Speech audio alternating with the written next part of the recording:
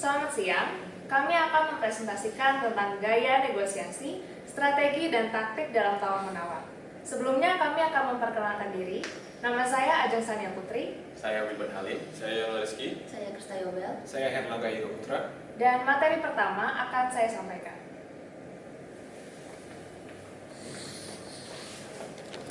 Materi pertama yang akan saya sampaikan adalah mengenai gaya negosiasi. Pertama-tama kita harus berfokus pada dua konsep, yaitu gaya negosiasi dan kunci kecakapan negosiasi. Gaya negosiasi berfokus pada cara individu dalam menangani suatu konflik atau permasalahan. Sedangkan untuk kunci kecakapan negosiasi berfokus kepada dua hal, yaitu cara individu untuk lebih tegas dan juga mampu untuk mempengaruhi orang lain. Memilih pendekatan isu yang baik secara menyeluruh terbagi menjadi dua kepentingan, yaitu kepentingan isu dan kepentingan terhadap hubungan. Untuk avoidance, compromise, dan take it or leave it, berorientasi kepada kepentingan isu yang disesuaikan dengan skala kepentingan isunya. Kemudian untuk accommodate collaboration atau win-win negotiation, berorientasi kepada hubungan yang dijalin oleh pihak negosiator. Dari 5 pendekatan isu yang telah dijelaskan tadi, ada 2 tipe negosiator yang terlihat. Yang ini disebut dengan fight dan flight. Karakteristik daripada fight yaitu loud, forceful, demanding, aggressive, dan confronting. Yang lebih menjelaskan bahwa pihak fight ini cenderung lebih dominan. Sedangkan untuk flight, dia memiliki 5 sifat yaitu quiet, reticent, accommodating, passive, dan avoiding, yang menjelaskan bahwa flight ini cenderung lemah dalam bernegosiasi. Selanjutnya, saya bakal menjelaskan bagian fight dan flight, yaitu fight dan flight dialog dibagi menjadi 4, yaitu deadlock, win-lose, lose-win, dan lose-lose. Nah, kita ibaratkan kita di bagian you dan orang lain berada di bagian other. Ketika kita memiliki sifat fight dan orang lain memiliki sifat fight, maka bakal dihasilkan deadlock. Deadlock itu dimana tidak ada hasil sama sekali. Selanjutnya, ketika kita memiliki sifat fight dan orang lain memiliki sifat flight, maka kita menghasilkan win-lose, yang berarti kita mendapatkan apa yang kita inginkan, orang lain tidak mendapatkan sama sekali. Selanjutnya, ketika kita memiliki sifat flight dan orang lain memiliki sifat fight, maka bahkan dihasilkan lose-win, yang dimana kita cenderung kalah dan orang lain menang, mendapatkan apa yang mereka inginkan. Selanjutnya, ketika kita memiliki sifat flight dan orang lain memiliki sifat flight, maka dihasilkan lose-lose, yang dimana lose-lose tidak mendapatkan hasil sama sekali dan cenderung memiliki pihak ketiga untuk mendapatkan hasilnya.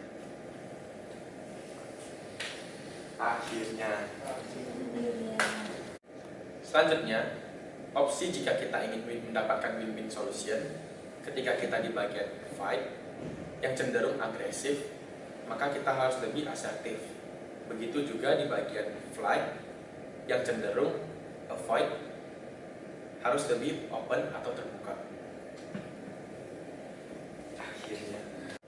Selanjutnya, saya akan menjelaskan win-win solution zona, yaitu berada di bagian tengah kuadran. Bisa dilihat di bagian berikut.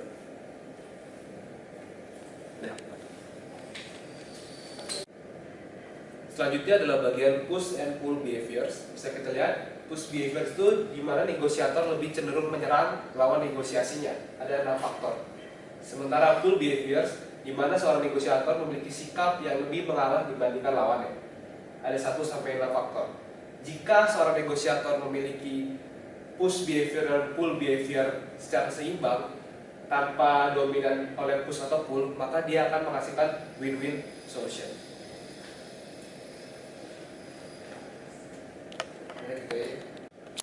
Selanjutnya, setelah push and pull behaviors, kita akan melanjutkan ke strategi tawar-menawar, di mana ada 2 jenis strategi tawar-menawar yang dilakukan oleh negosiator. Yang pertama adalah tawar-menawar distributif atau kecenderungan negosiator win dan lawannya lose.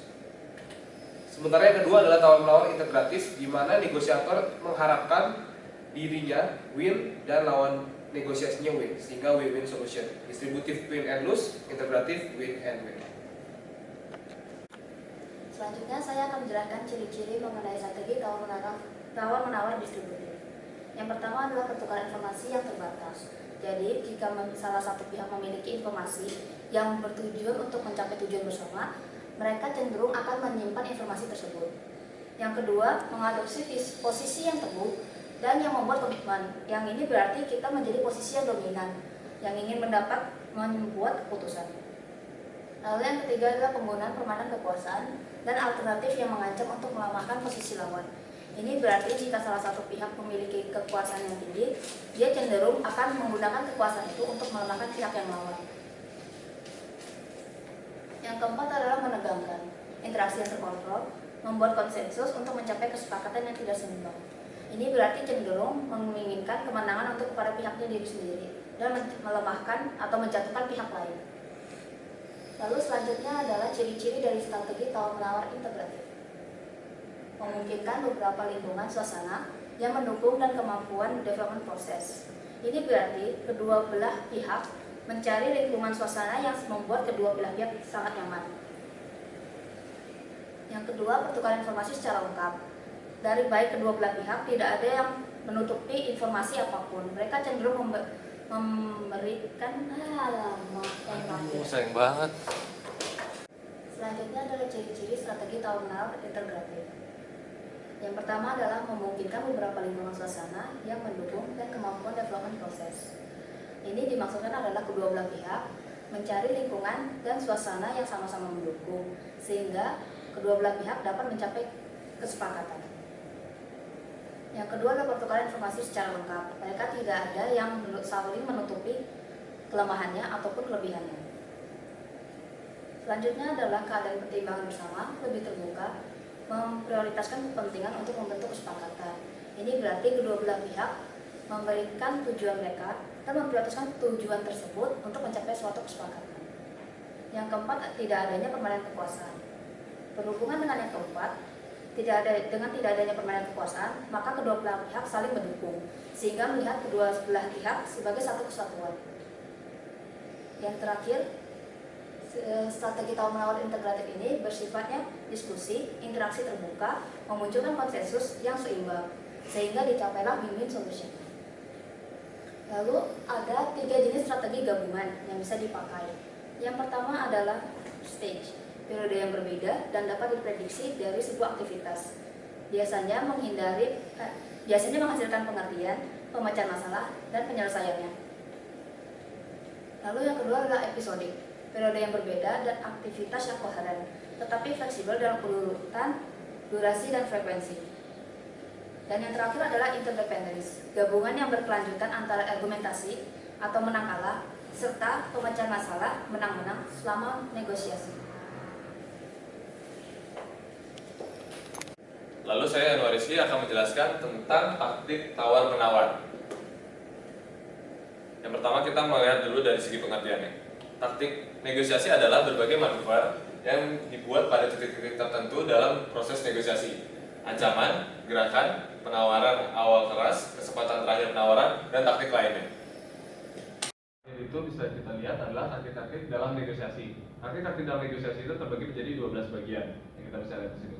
Lalu yang pertama adalah berlaku tergila-gila. Maksud berlaku tergila-gila di sini adalah sampaikan negosiasi dengan baik dan emosi yang baik dalam sebuah negosiasi, sehingga itu lebih mempermudah lawan negosiator kita menerima dengan apa yang kita katakan dan lebih mudah untuk kita mempersuasinya. Lalu berikutnya adalah part besar. Part besar di sini adalah ajukan permintaan yang tinggi sejak awal negosiasi. Ini lebih memperuntukkan kita terhadap sebuah negosiasi dalam skala angka. Jika kita melakukan permintaan sejak awal yang lebih tinggi, itu akan lebih menguntungkan kita daripada kita mementingkan nilai yang rendah dalam awal negosiasi, karena kita akan mendapatkan sebuah nilai yang lebih sedikit. Lalu yang ketiga itu adalah dapatkan sekutu yang bergengsi. Maksudnya di sini adalah membuat sekutu yang berupa orang atau proyek tersebut itu menerima lebih sedikit daripada kita. Jadi ini lebih mementingkan skala seberapa besar dia mendapatkan kekalahan atau kemenangan daripada berbeda dengan win atau win lose solution yang telah kita pelajari. Lalu berikutnya itu adalah sumurnya kering. Maksudnya sumurnya kering di sini adalah sikap atau perkataan yang kita ambil saat kita terjebak dalam sebuah negosiasi. Contohnya itu seperti saat kita terjadi deadlock dalam sebuah negosiasi. Ya, lalu berikutnya adalah wewenang terbatas. Wewenang terbatas itu adalah ketika kita mengetahui seberapa besar batasan kita dalam melakukan sebuah negosiasi, dan wewenang kita itu tidak salah dalam pengambilan keputusan dalam sebuah negosiasi. Jadi kita harus memahami seberapa besar kemampuan kita, power kita, atau wewenang kita dalam sebuah negosiasi, sehingga kita tidak mengambil keputusan yang salah. Lalu berikutnya adalah gergajilang. Gergajilang itu memberitahukan kepada beberapa pesaing jika kita sedang ingin melakukan negosiasi di waktu yang bersamaan. Jadi mungkin gergajilang ini adalah sebuah poin ketika kita melakukan negosiasi lebih dari 2 negosiator atau lebih. Jadi itu sebenarnya lebih bisa menguntungkan kita ketika kita bisa memenangkan negosiasi tersebut, karena kita akan lebih memenangkan negosiasi tersebut dengan poin yang besar dan skala yang besar, dan itu lebih menguntungkan kita daripada kita melakukannya hanya cuma bernegosiasi dengan 2 kelompok ataupun lebih kurang dari segitu.